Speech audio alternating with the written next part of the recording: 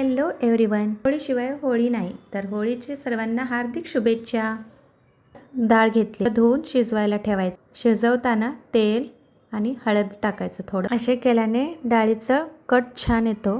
डाळ आपली इथं शिजली आहे. पाणीवर ओतायचं, पूर्ण पाणी काढून टाकायचं. इथे 750 ग्राम गूळ घेतली आहे मी.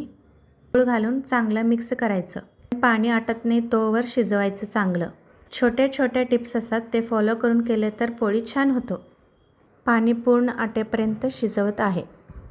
डाळ चांगलं शिजली आहे आपली.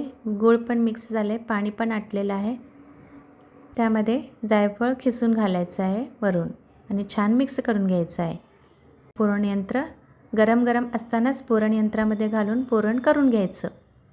गार झालं की छान होत नाही पटपट. माझं सारण तयार आहे. रेग्युलर गव्हाचं पीठ, मीठ घालून, हळद घालून चांगलं मिक्स करून पीठ मळून घ्यायचं आहे. नेहमीपेक्षाही एकदम सॉफ्ट कणिक मळून झालेलं आहे. तर थोडासा तेल घालून कणिक झाकून ठेवायचं थोडा वेळ. जितकं तुम्ही सॉफ्ट मळाल ना, तेवढंच पुरण छान होणार.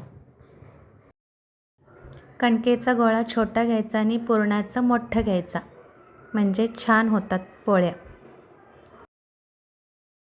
एकदम हलक्या हाताने पोळ्या लाटून घ्यायचे.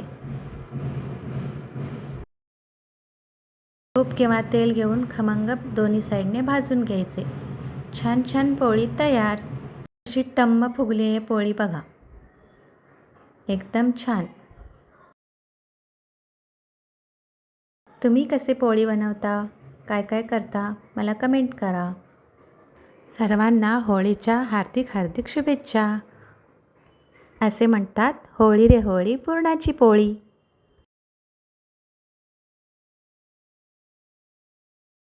पोळी आपली तयार आहे. पोळी, कटाची आमटी, बटाट्याची भाजी आणि घेवड्याची भाजी केली.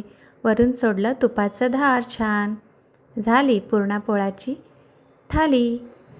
एन्जॉय करा.